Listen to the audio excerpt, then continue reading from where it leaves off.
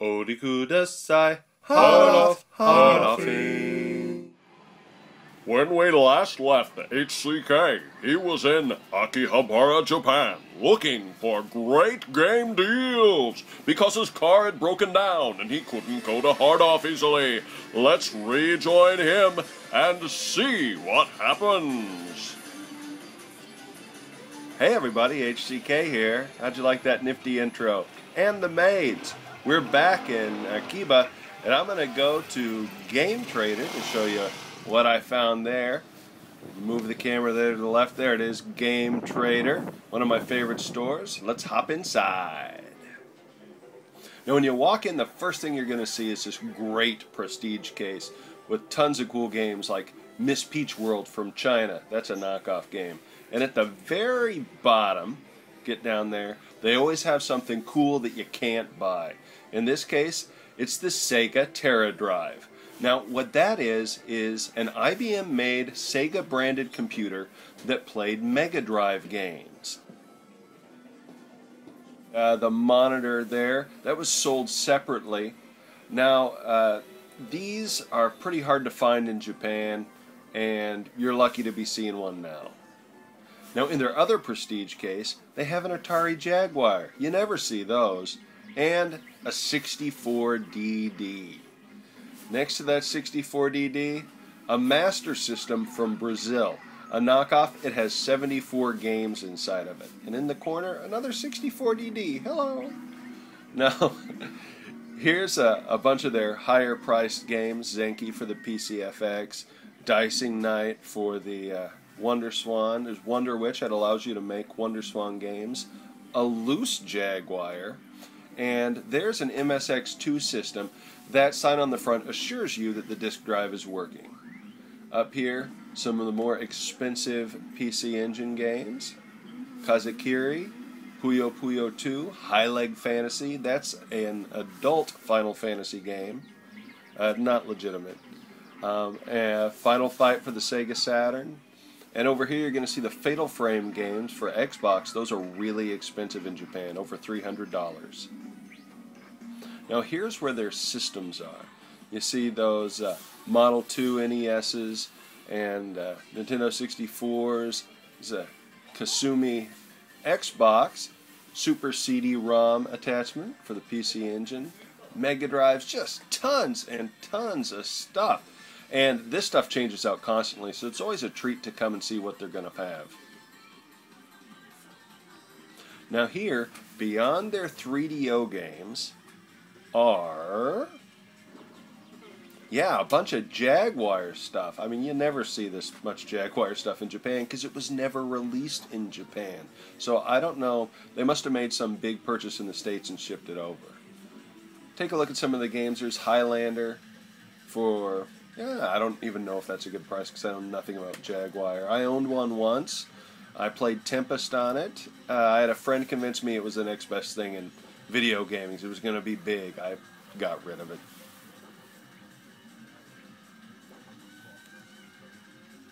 But just look at all these Jaguar games they have.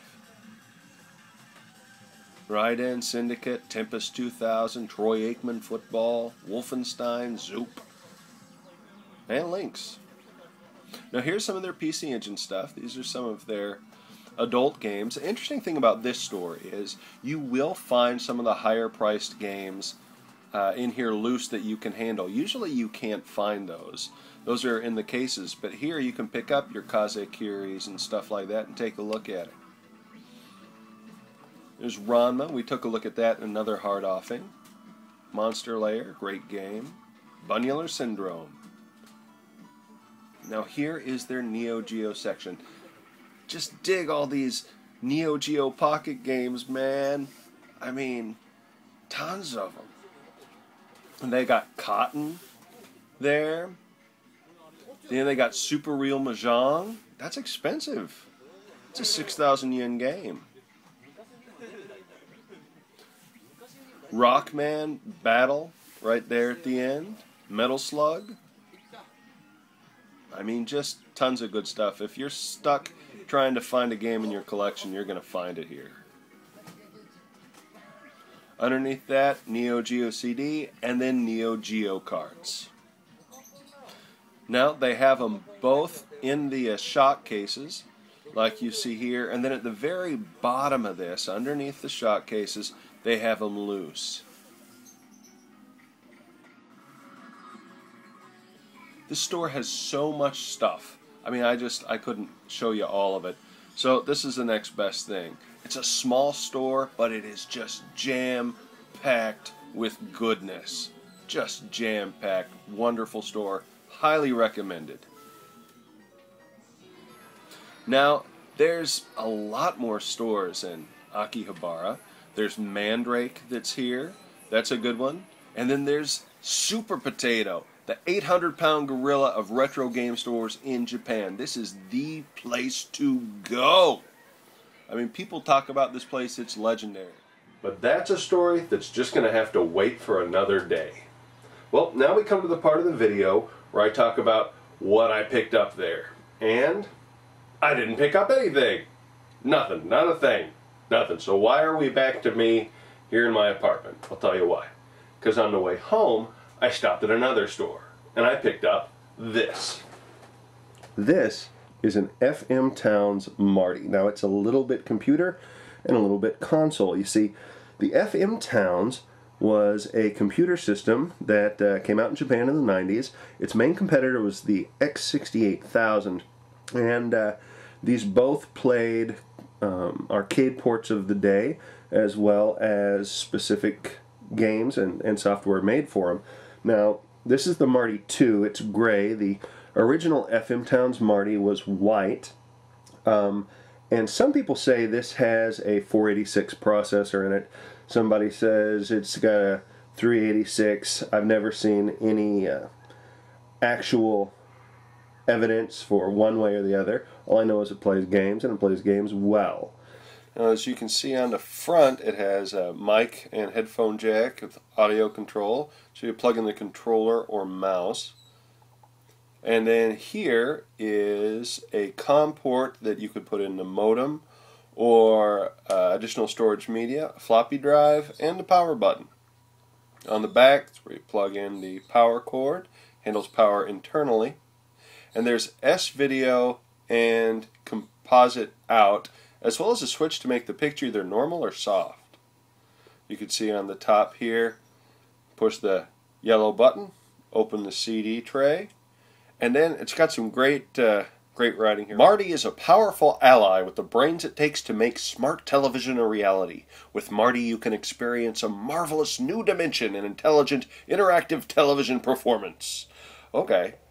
Now, games for the FM Towns came on either 3.5-inch discs or CDs. And the CDs were packaged in two main different ways. They either came in these big boxes, or they came in little CD cases like this. This is the more common way to find games.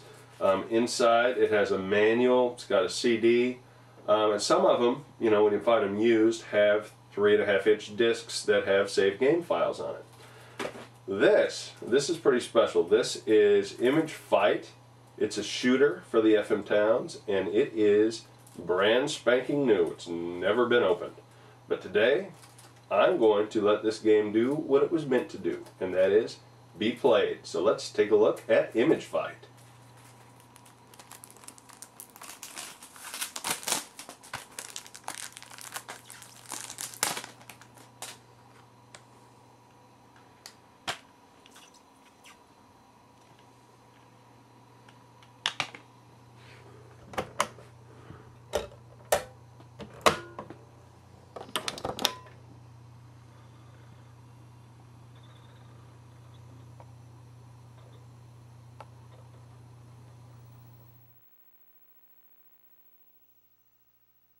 Now, Image Fight was put out by Irem Corporation. In America, it was put out on the NES, but in Japan, it made it out to the X68000, of course, the Famicom, and the TurboGrafx.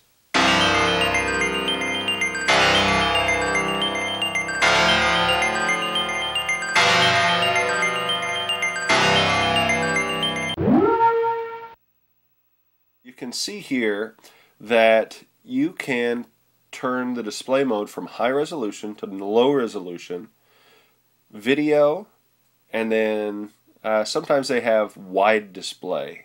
That's common for most games.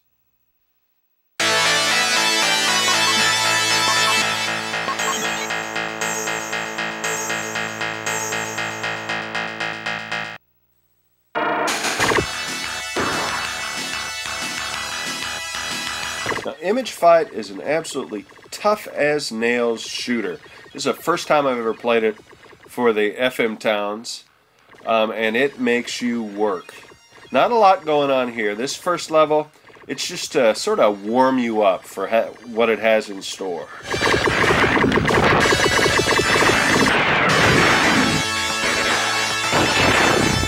Second level here. Now this is where things get interesting.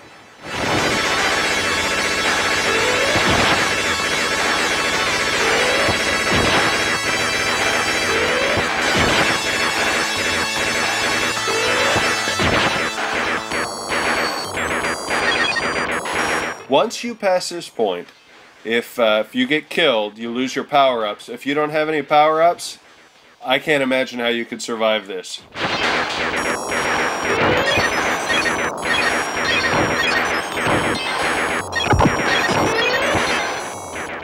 But you know, of course there's more than just Image Fight for the Marty. There's in fact over 700 different games and many more software titles that were made for the FM Towns computer.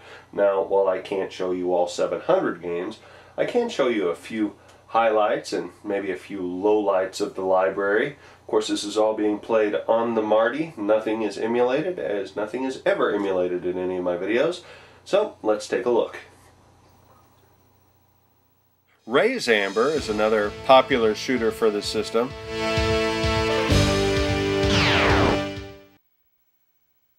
Stage 1. It's not one of my favorites, but it's worth showing. I just don't like the way the ship handles, and I don't like the size of the bullet, or the size of the bullets or lasers that your gun shoots.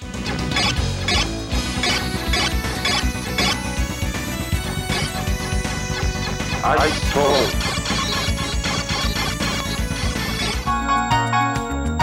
Now, this is Shooting FM Towns, and it makes a really good example of what the FM Towns and the Marty can do. Look at that lush background. Look at those colors. I mean, this is really a beautiful game. It's a little easy, but great soundtrack, great graphics.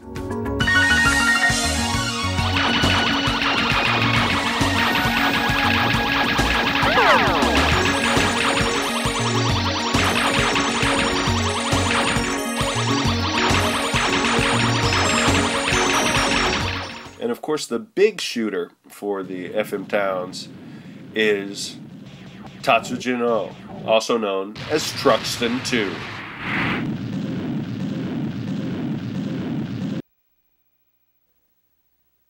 This is an intense game. It closely resembles more modern shooters, and it's a very expensive game, usually running upwards of $200 or $300 for a copy.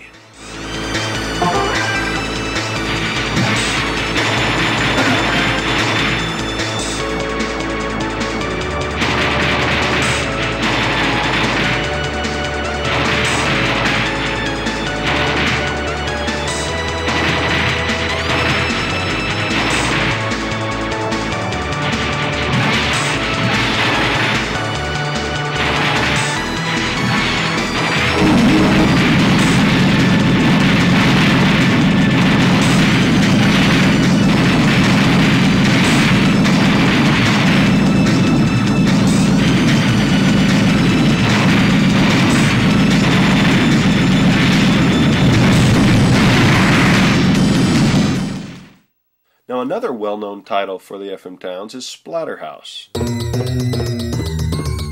It has a nearly arcade-perfect port, except for one thing: green blood. But still, all the horror and gore of the arcade was included.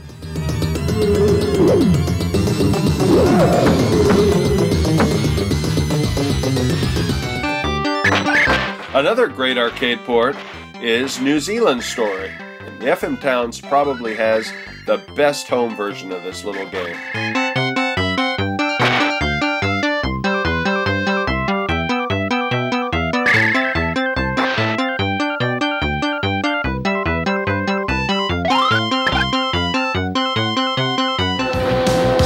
There are quite a few Sega arcade ports for the system, such as Turbo Outrun,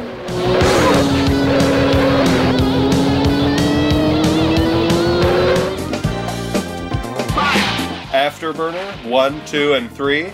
This is Afterburner 3.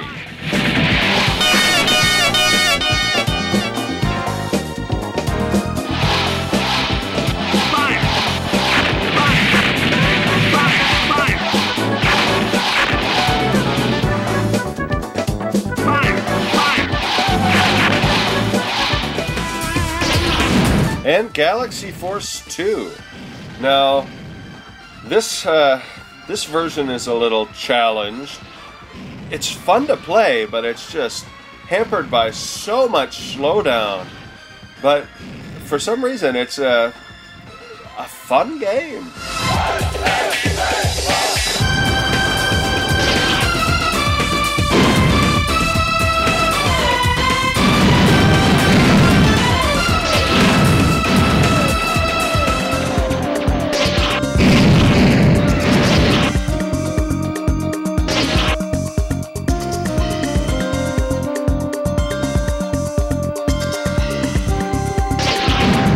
And as you can see from these videos, part of the problem with this game is the draw and distance and pop in. It makes it hard to react to stuff in an appropriate amount of time.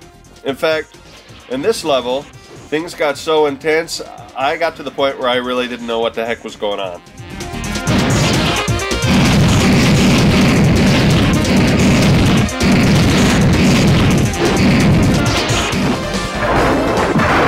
There's also beat-em-ups for the FM Towns, like Mad Stalker. This was also available for the PC Engine as an arcade card game.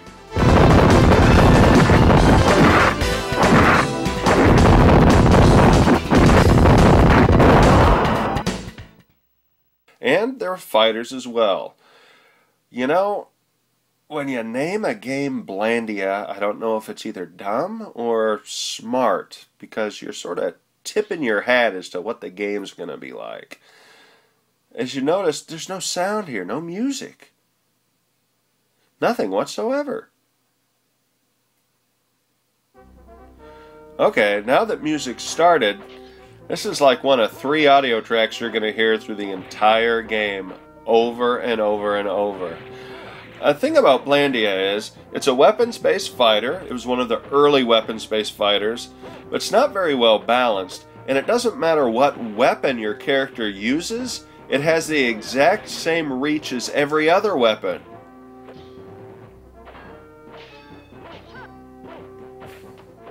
I guess one of the good things about it is you can knock people's clothes off of them. Not that it reveals much of anything, but it's a little something something. The FM Towns also is home to a lot of RPGs and 90s style RPGs, and they're not just computer ports, they're the actual computer RPG. So there's a lot of games that are going to be known but different on the FM Towns. Like Alshark. It was released for the Sega CD, for the PC Engine, but it looks totally different on the FM Towns. This is the original computer version. And to be honest, it sort of sucks.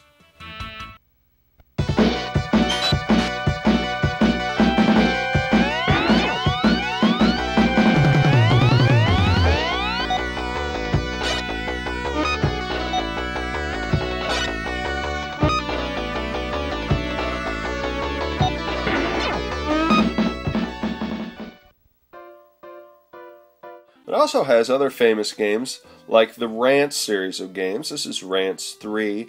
It's a kind of RPG where you have to choose to talk to people or look at things. You can also choose to sleep in here. There are no inns. And, you know, it being a computer RPG, well, You'll see what I mean.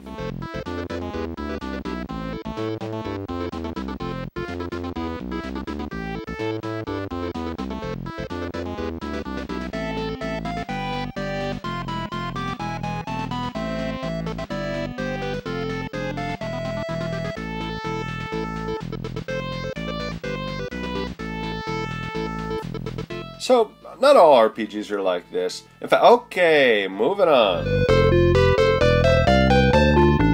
The Dragon Knight series also appears on the FM Towns. Dragon Knight 3 has to be one of the only games where your character is attacked at the beginning of the game, has everything stolen, so he starts out naked. Yes, you're walking around the town, stark naked. In fact, if you pull up the menu screen, right here, there, he's naked. Now, eventually, you do find the guys that stole your clothes and confront them. Oh, but it's a computer RPG and they're a little busy.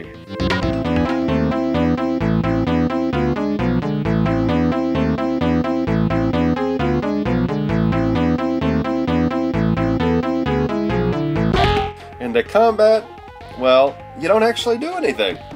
The computer fights for itself. Yeah, there, it's over. At least it doesn't last long.